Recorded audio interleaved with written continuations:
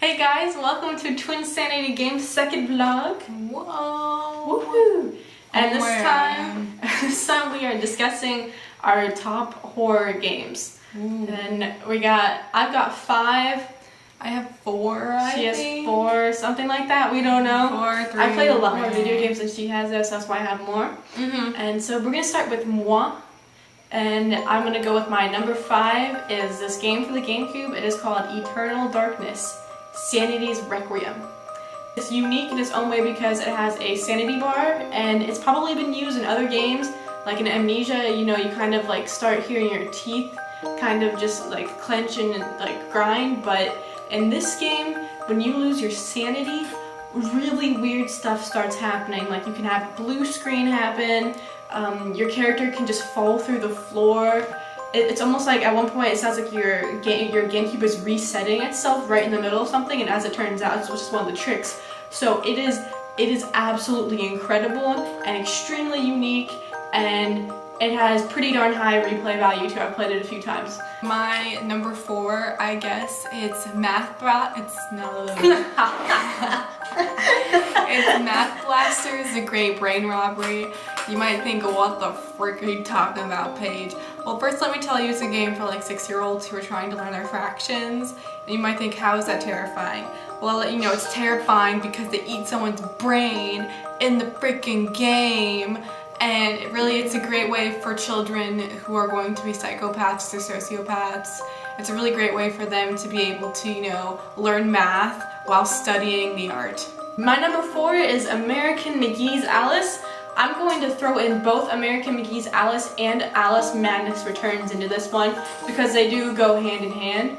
It is a very creepy take on the classic, Through the Looking Glass story.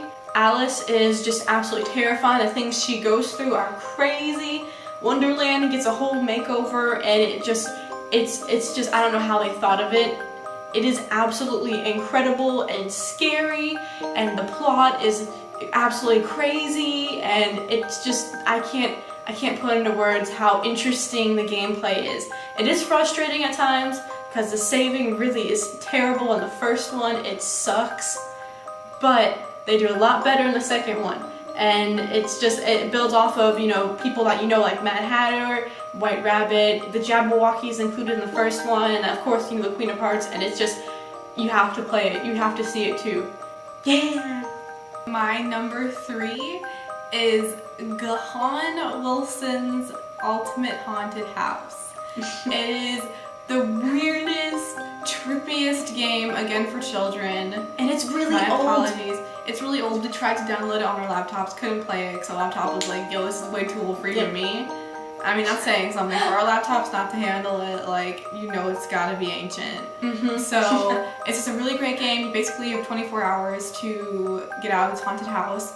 There's all sorts of creepy little ghouls and strange circumstances, torture devices. I'm surprised it's a child's game, actually. My number 3 is Resident Evil 4. It is awesome. I really like the 5th one. I played 2, 3, 4, 5, and the one that we don't talk about, the 6th one, we don't talk about it though. I hate that one. It makes me sad to think about it. Not even worth wasting your breath to mention its existence. It's bad. But anyway, Resident Evil 4 is great. You see Leon Kennedy in Resident Evil 2, and he's kind of this new cop guy. He's, oh my god, there's my crusade, zombie.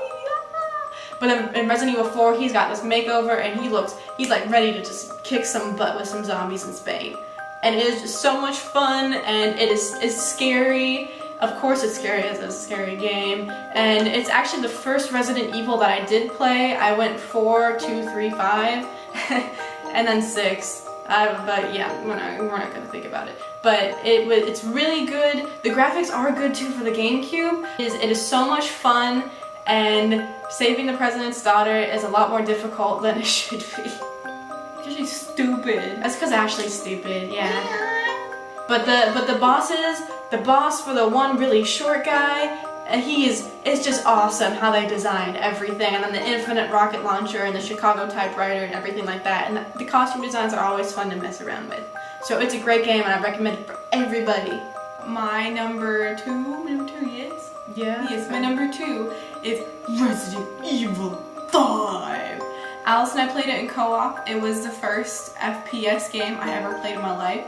It's 2.5 person. Anyways, it was my first type of shooting game that I ever actually played. And thanks to Allison, I was able to win it. It's a fantastic game. The co-op is so much fun. It's really fun. It is really fun. And then it's really fun when your other person dies and then you can make fun of them because they're the reason why you're failing so much. Then it gets kind of frustrating if they keep dying though. This is like, oh, blue. My bad.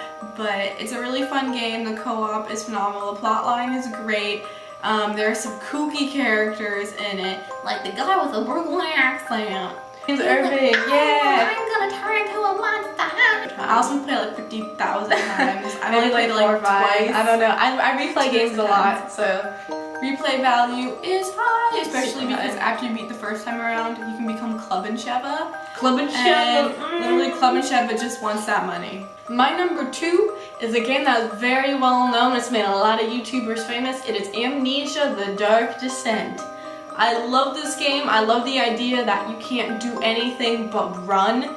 It is so terrifying, and it's not even like that. It's scary. There aren't that many jump scares, but the fear that you feel whenever you're trying to just hide, you're like, oh, please don't find me, please don't find me. And then they do it. It's so scary and so beautifully done. I've also played Amnesia: Machine for Pigs, but that one, it's kind of like Resident Evil 6. We don't talk about it here, but Amnesia: The Dark Descent is very good. The plot is insane. Daniel's crazy, and the things that he goes through, and the things that he's done in the past. When you go through the game, it's just like, oh my god, these people are crazy and insane. And then another thing that's really good about it are the custom stories. There are hundreds of custom stories, and I've played probably around 50 of them on my own, and they're so much fun. It's incredible what people can do with this game, and that's why I have to put it at number 2. Now it's time for Paige's number 1. Paige's number 1. Paige's number 1. Meaning my number 1 is the best number 1 because it's the first number 1. Yeah. Whatever. Luigi's Mansion is my number 1. It is, again, a kid's game. Whatever. Okay. It is a total blast. I've played it like 4 or 5 million times. Maybe 6 million if we're gonna stretch it a little bit. It's a fantastic game. It has this great interplay where like all the characters are intertwined, and you know, you have little families and subdivisions of the mansion that you're in, and everyone has a different personality. It's a total blast getting to learn about the actual ghosts that you are sucking into your little Poltergeist 3000. And it's so much fun. There's this like little professor, and he's like, Luigi, and he's freaking hilarious. That's really what he sounds The whole like. entire thing is hilarious. And you poor little Mario, and thank God Luigi got something to himself. Holy cow, you will play it 6.5 trillion times, and you won't even realize it until you get past that or something. Yeah. So yeah, it's my number 1. Woohoo! My number 1 is Dead Space 2. I had to say it like that. So I've played Dead Space 1, 2, 3, and I watched someone play Dead Space Extraction. And Dead Space 2, though, in my opinion, is the greatest.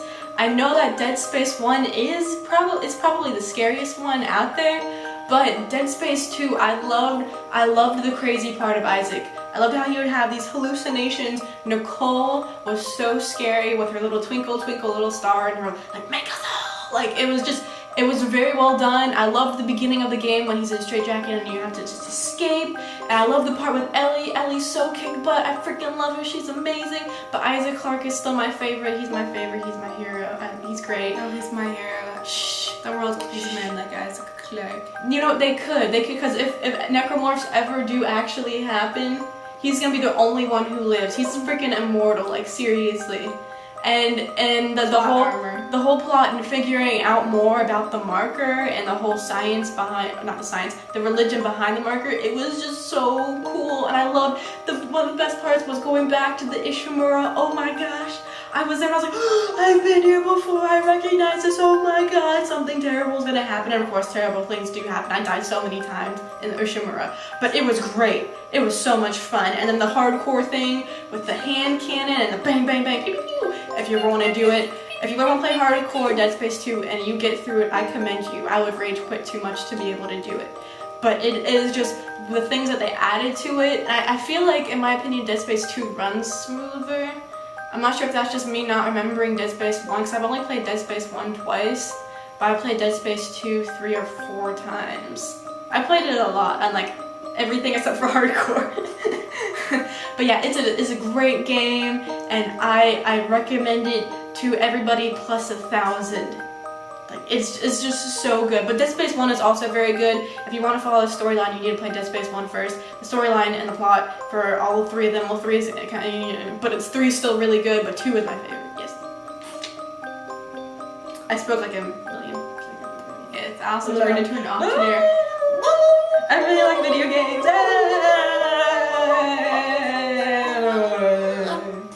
Okay, so anyhow, this concludes our frightening / Halloween-ish videos. Why are you looking at me like that? Why am I not looking like that?